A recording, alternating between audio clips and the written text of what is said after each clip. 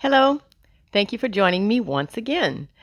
I am reading The Children of the Law of One and the Lost Teachings of Atlantis by Jon Peniel, and we are on chapter 15, page 228. Thank you for continuing the listening, and I'm really grateful for all the new subscribers as well as the old subscribers who are still here.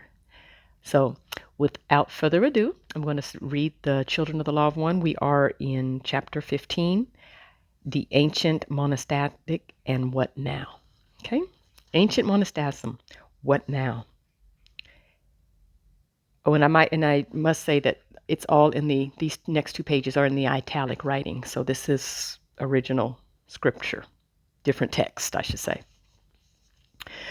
Come together for practice and sharing. In loving and caring, will your inner self bloom.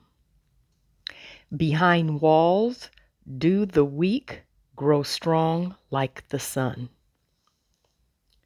Tend to them as the young trees, as the hemp gives guidance and support, as the soil nurtures, as the water gives sharing, as the loving light gives warmth and life. In the times of darkness, we will keep the knowledge of light hidden far from the dark masses, for again will come the times of light. Giving is the way of love, the way of the one. The sun gives light to all in harmony with the one. But when we are not thus in harmony, giving can bring harm. Giving to the selfish self is destructive. Giving that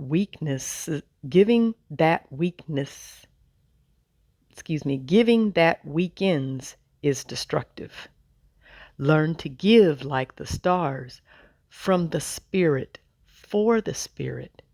Then, like the sun, all will receive what their soul really needs. In times of darkness, the ignorant masses under control of dark self will turn against the ones of the light.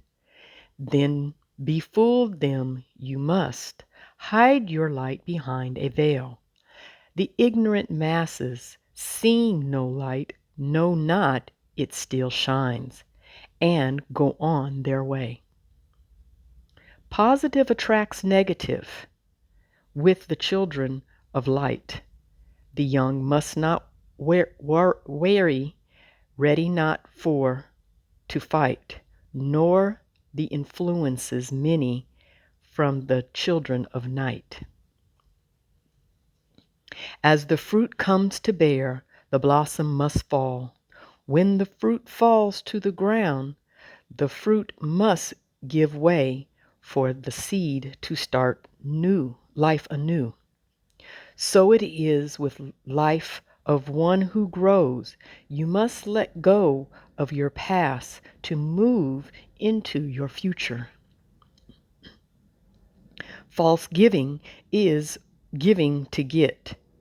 True giving is not give and take. True giving does not need thanks. Some monasteries, like ours, are co-ed, but some are for men only and have their equivalent for females, the convent. So while the word monastery will be used throughout this chapter, keep in mind it can apply to any type of spiritual community, including ashrams, convents, spiritual communes, etc., or even an association of like-minded friends on a spiritual path. Monasticism has long been a tradition in many cultures. As you read earlier, in the tiny country of Tibet alone, there were over 7,000 Buddhist monasteries, and a child from every family might enter a monastery and become a monk. Spiritual communities are a relative of monasteries and have also been around since the beginning of recorded history. The discovery of the Dead Sea Scrolls, while highly suppressed, recently brought to light to much of the modern world, the spiritual community of the Essenes.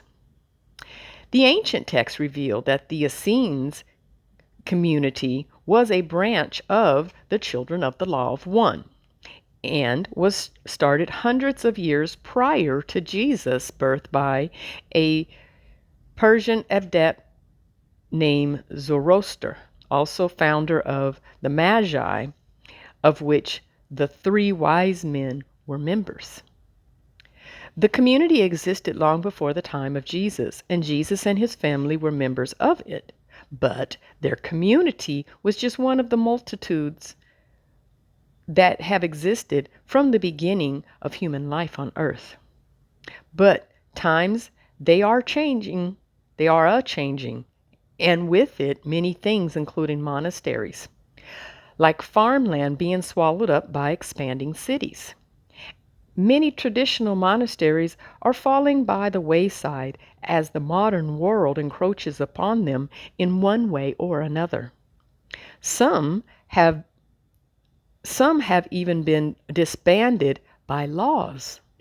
For instance, I know of one monastery in the U.S. that had to be abandoned because of a city law that said no more than 5 unrelated people could live in the same household. But the concept of monasticism, what it means and what its functions are, can be carried out in a variety of ways. Later, we'll discuss the new order of things for the children as they adapt to the times. Householders, the order of things, and inner circles. One day, as I accompanied Zain on his day of meeting with the householders that lived outside the walls of the monastery, I asked him more about who they were and why they didn't live inside the monastery. Father, on my trip here, I met many householders who gave me assistance. I see so many living outside the walls here, and I have been told they basically have the same principles and beliefs as us. Why do they stay more distant and live in separate houses? Since long ago, many spiritual traditions, including ours, have had a certain structure to them that allows for greater freedom for people to choose how involved or uninvolved they want to get, how fast they want to grow, etc., while still remaining on a spiritual path. Specifically, it has to do with how much a person wants to sacrifice of their worldly life for their spiritual life. So, a system evolved of degrees of involvement, excuse me, got hair in my eye. So a system evolved of degrees of involvement with a spiritual path that allows this freedom and also took into account the consciousness of individuals. It is based on the universal form of the solar system and orbits. It is like concentric rings around a central object. The central object is the head monk, though the one ultimately in charge of the monastery. In our tradition, it would be an adept and generally one who was the highest consciousness initiate. This person is ultimately responsible for everything at the monastery they are in charge of. A sort of head for the body of the monastery. They are also in charge of overseeing the other adepts, elders, and novice monks there, and more loosely, the householders associated with the monastery. Everybody of any kind needs a head if there is to be coordination of the body parts rather than spastic chaos.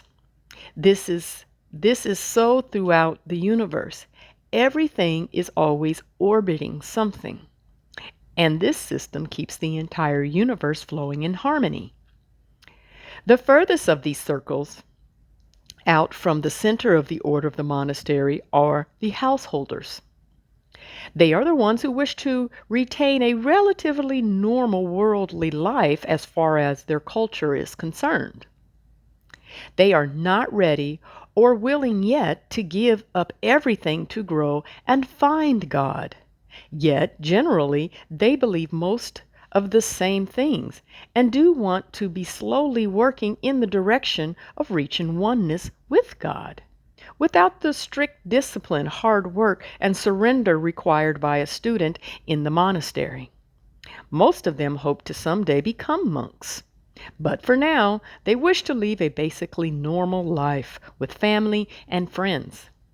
So they have occasional discussions and interactions with elders, novices, and adept true teachers, help and contribute in various ways, and are a part of the greater whole of the path.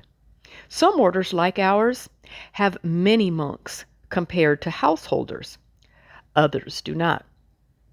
And most of the major religions of the world, that is all that most churches are, many householders of various degrees of dedication, with one overseeing priest, minister, or such. I never thought of it that way, but it seems that our householders are more self-sacrificing than most churchgoers. Than many, yes, I would have to agree. I mean, many of them risk their lives just helping me get here. That's very true.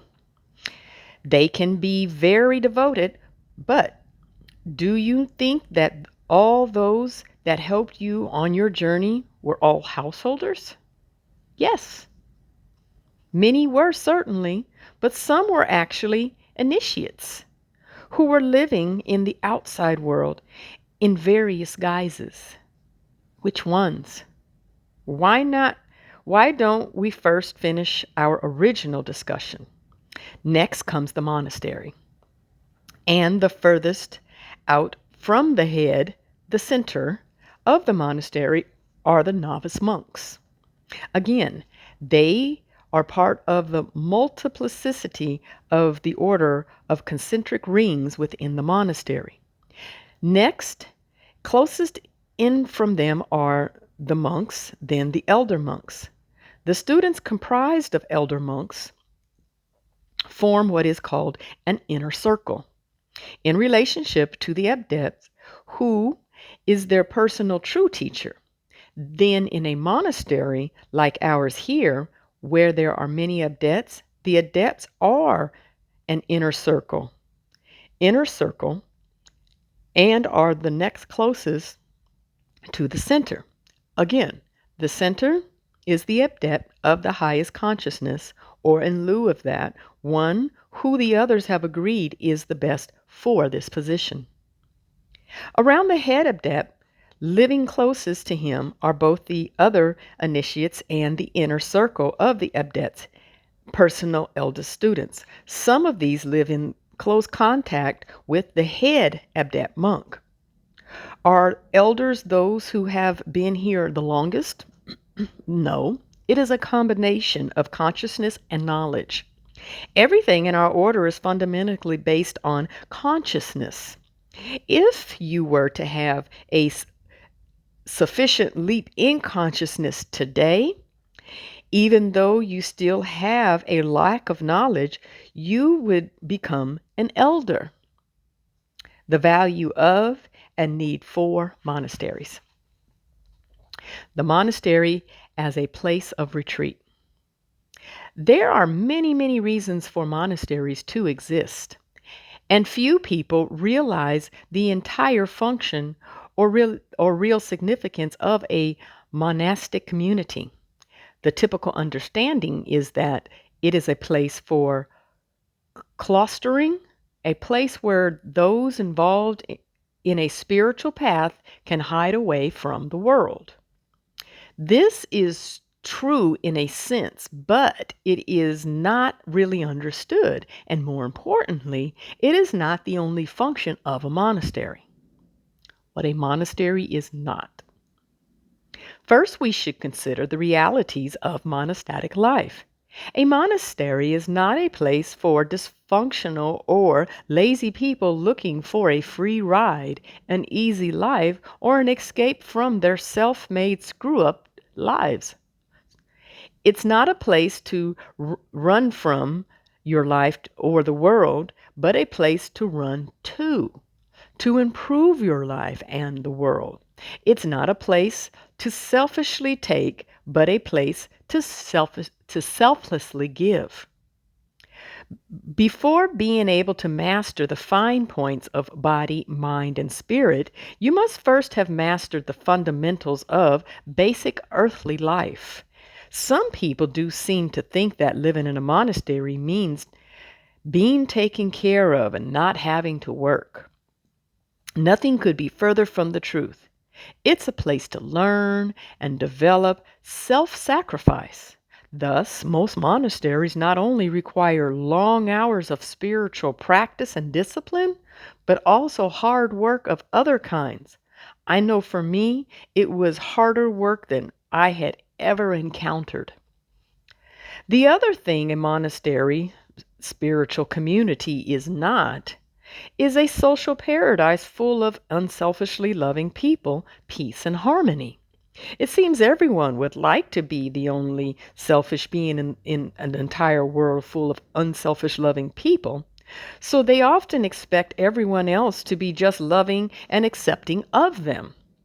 They want everyone but themselves to always be totally positive, nice, and just lovingly accept their selfish behavior, not bring it up, not criticize them about it, not confront them with it, and not get negative or angry about it. But that is not reality. It is not going to happen and is not deserved.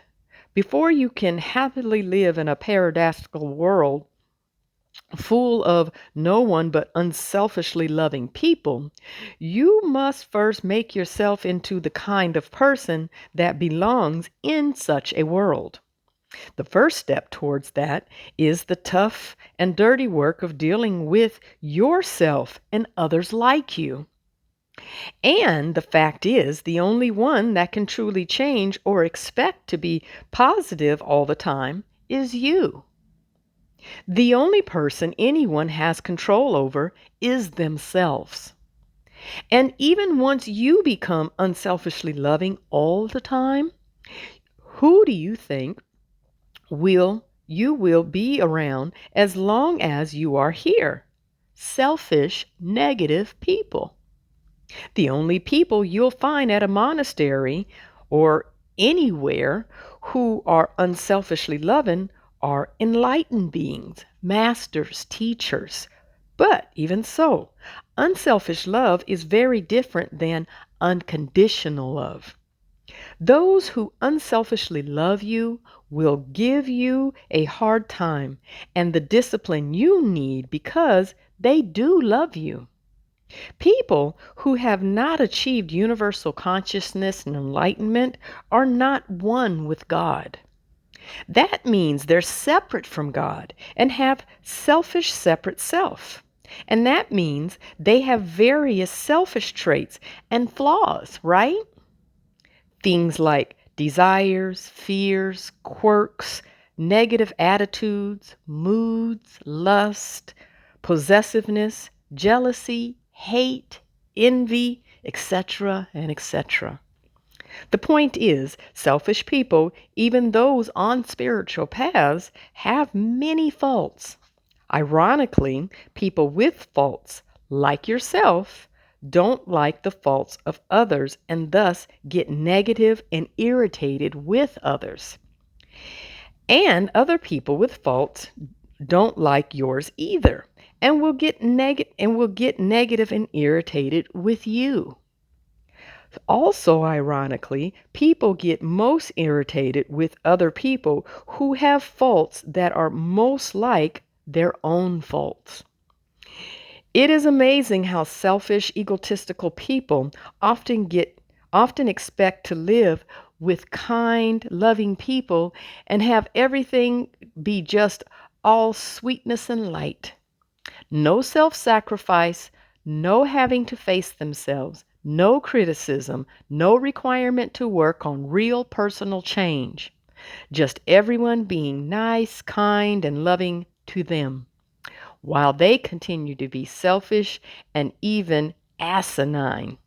As a side note, that is one of the misconceptions that gets propagated by fake spiritual masters who just sit there and have people just come, sit there in front of them and bask in, soak up all the wonderful imaginary love and light radiating from their presence. People do get placebo effect, spiritual high from that sort of thing, but real spiritual growth takes sacrificing work. It doesn't come from just being in the presence of a master, real or otherwise. And that sort of thing just misleads people away from a real path and real growth. Monasteries can be places of peace and love at times, but they are primarily places of spiritual growth. In that capacity, they are a school for people who are not yet always peaceful and loving. Thus, the social structure among fellow students is a mix of caring, love, and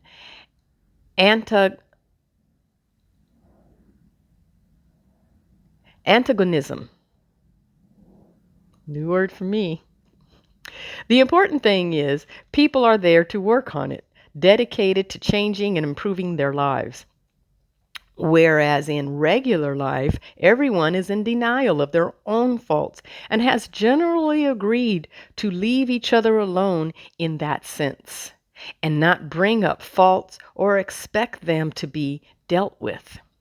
People don't generally help each other push for perfection or improvement in behavior unless it is part of their path. In normal social situations and relationships, criticism usually only occurs as a result of hostility, anger, subtle put downs, or negative moods. With the exception of such times, people expect to have their selfishness and faults left alone for the most part.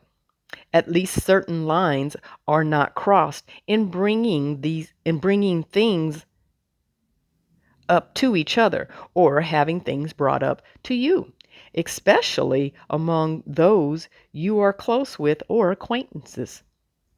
For instance, roommates who are sharing a house or apartment often do so if they don't particularly like each other.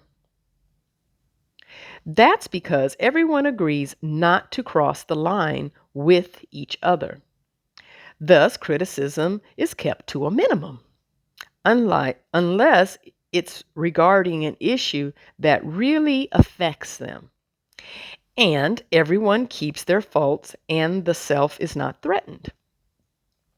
But since everyone in a monastic situation has agreed to work on ridding themselves of selfishness and its related problems and faults, those boundaries are deliberately crossed, and selfishness and associated faults are actually targeted.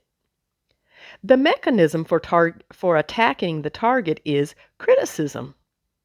This is constructive criticism as opposed to hostile criticism. But regardless of the motive for criticism, it is still criticism. What happens as a result all depends on your attitude and what you do with criticism.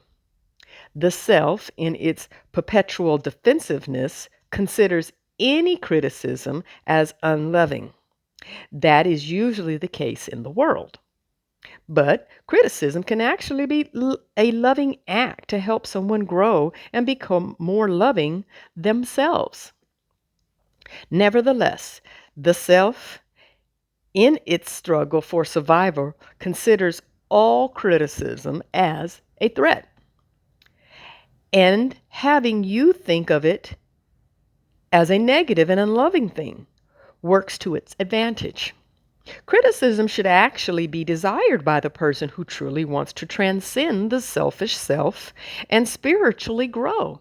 In fact, the person who is not just pretending to want to grow truly does both desire and welcome criticism. So novices, students deliberately point out faults in their fellow novices, ideally for the purpose of helping them grow. And also have theirs pointed out to them, ideally for the purpose of helping you grow. However, the very fact that someone is a novice monk student means they are still selfish.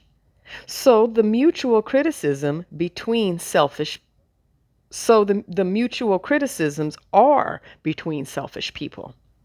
So sometimes things are pointed out for the wrong reasons. For instance, it could be as a negative reaction to get back at someone for criticizing, pointing out something they needed to change. Thus, interactions between fellow novices and students can be confrontational and intense. It should be kept in mind always that such temporary unpleasantness is necessary and can be a good thing. It should also be kept in mind that it is not poor you having to live in the midst of a bunch of negative and antagonistic. It is you having to live with a bunch of yous who are also being critical, sometimes negative, sometimes and excuse me, antagonistic, sometimes sensitive and caring, and most importantly, making true spiritual growth headway. People who are people who are there to live, people who are there to learn and grow like you are like you. They're imperfect and in the midst of challenging themselves and shaking up things within themselves. This is where the real opportunity for growth occurs and the real spiritual work takes place. Everyone is there to be criticized and to be critical in order to help themselves and others transcend the selfish, separate self and work towards perfection. They are not there just to be loving and accepting of you being a selfish jerk, just as you are not there to be loving and accepting of them being a selfish jerk. You are all there to grow, and part of helping each other is being critical and dealing with the flack from them and being criticized yourself. Once the selfish, separate self realizes its control and life are threatened, even minor criticisms that are no big deal, in a roommate situation, for instance, become a really big deal. Like someone reminding you to clean your dishes, for instance, may not be an issue to you when the very life of your separate self is not at stake, but if it is just one more cornering of the wild animal, the self, one more straw added to the load for the purpose of breaking the camel's back, then it can become a huge deal that incites a big negative reaction. When people get into a disagreement, each feels the other is wrong. This happens whether the people are strangers, friends, or lovers. Unfortunately, it is usually left as a stalemate because no one will admit to being wrong, and there is no trusted third party to mediate the disagreement who everyone will defer to for insight or a final decision. There is an old saying that there are two sides to every story. And when this occurs between novices, it is no different. The differences is we can and must have resolutions to the disagreements. Because if it is necessary to each individual's growth, because of the complex dynamics of the novices needing to criticize and be criticized, this happens frequently, and methods have evolved to deal with it and facilitate growth. Basically, it involves a meeting of a number of monks. Insight can be given by others, an elder or a teacher, and a resolution can be obtained by the disagreeing parties listening to and accepting the consequences of the consensus of all at the meeting, or through the meditation of an elder or teacher. This requires some humility, of course. In order to let go of one's own charged, one-sided opinion and be open to the whole truth. Almost always both parties have points that are right and points that are wrong. Again, this is where real spiritual growth can take place. Those are just the facts of life when it comes to real spiritual growth. There is a bright side, though, if you want one. The more humility you have, the more you actually welcome criticism, and the faster and easier the spiritual growth and self-improvement goes. A humble attitude and ironclad desire to change and grow is the key. The whole experience can seem like hell or can be experienced as a desirable challenge or invigorating workout like climbing a mountain or beating a difficult video game, all depending on your degree of humility and strength of desire. Believe it or not, it can actually be an enjoyable, fulfilling feeling to see some fault about yourself that someone has pointed out and change it, bringing you one step closer to enlightenment. Note, the above meeting method can be used by anyone with a sufficient number of friends or family who all agree that growth and truth are more important than being right or wrong. But sometimes, unless a teacher is involved, there are still stalemates. In any case, it is nice to always end the meeting on a positive note and have a hug.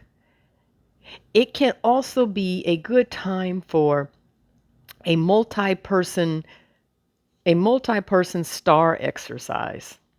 The Golden Rule Workbook gives specific programs for working with family and friends in this way, as well as creating clubs with strangers who have the same ideas. The monastery as a repository of knowledge. Some monasteries of various spiritual traditions still maintain the knowledge and practice of various methods of healing or arts. For instance, they may have vast knowledge of specific or unusual herbs found nowhere else. Or they may have practiced acupuncture or a particular art, a particular style of martial art, a particular yoga, etc. That would be lost if it weren't for the monastery's preservation of it. For instance, our monastery used to trade with an associated monastery that specialized in the making of rare herbal oils, using ancient secret methods and herbs thought to be extinct by modern science. Earlier, it was mentioned that our monastery in Tibet had an incredible library, including manuscripts from religions around the world. But more importantly, the teachings of these texts were verbally, and experientially handed down from initiates to initiates, from teacher to student, over thousands of years, and became ingrained in all the initiates throughout the ages. But the greatest function of the monastery was that it was a repository for unselfish love and the wisdom of universal consciousness that was passed like a candle lighting a candle. From an adept initiate true teacher to student, who became an adept initiate true teacher, who passed it to student, who became initiate an adept initiate true teacher, etc. throughout time. Thus, even though our monastery in Tibet has been physically destroyed, just as the Dalai Lama and the teachings of Tibetan Buddhism have survived over their destruction in Tibet, we too go on. In our solar system, that which contains the earth and sun, even the vast darkness of space, does not snuff the light of our sun. In the same way, true teachings go on and cannot be snuffed out. And there is still the greater inner repository within the surviving true teachers. They and this book are there for the training of any person who would unselfishly love and serve the world, and for the time when the light will flourish and all the people of like kindness will know oneness with the universal spirit. The monastery as a place of training and nurturing light workers. The monastery as a school for spiritual training and nurturing has perhaps always been its most important function. The world desperately needs light bearers, lighthouses, shining beacons in the night to guide us through darkness. If potential teachers do not have a place to bloom, there will not be any teachers. This is why the children have maintained monasteries and communities since the days of Atlantis. Steps to the light. Meditation techniques are the tools that help develop concentration, self-discipline, and allow reprogramming of the subconscious mind and habit patterns. The true teacher is the tool that allows the seeker to see themselves clearly, transcend the separate self, develop unselfish love, tune into their inner voice, and manifest their inner being. When a seeker finds their true teacher and becomes what you might call a dedicated true student, regardless of whether it is in the setting of a monastery or not, they make the commitment of total surrender to universal will and of changing from a life of taking to a life of giving. Then the student needs to practice, apply what they are learning, and attempt to apply what they are beginning to get from their inner voice. This is where a monastery comes in very handy. It's best if a student's practice takes place in an environment that nurtures that process, where there are other students of like mind to practice with, and where an unenlightened student's actions can be supervised so they don't harm themselves or others. Harm how? There are several ways. The first is harming by giving. To give or not to give? That is not the question in a monastery. In an earlier chapter, it was said that it might seem too idealistic to give unselfishly in a world full of people who are happy to selfishly take. This is somewhat true when you are new to the path. The novice student who is working towards living living a life of unselfish love, but who has not yet achieved it, is not prepared to differentiate between what he should give and should not give for the good of others. Remember the example of the beggar lying in the street who may need to be given money or may need to be yelled at. The best situation for a student who isn't capable of acting appropriately in that or many other situations is to live with others who have aspirations, ideas akin to their own. This way, they can give and grow in an environment of inspiration and support, one in which they can safely give all the time without concern about giving in a manner that would be harmful to someone else. Okay, I'm going to stop there at page 236 in chapter 14.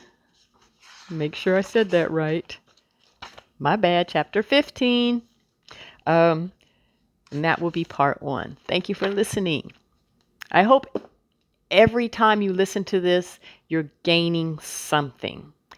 I know I am. I'll think about things afterwards, especially when I go days in betweening and I'm like replaying in my mind what I've read and, really thinking about some things.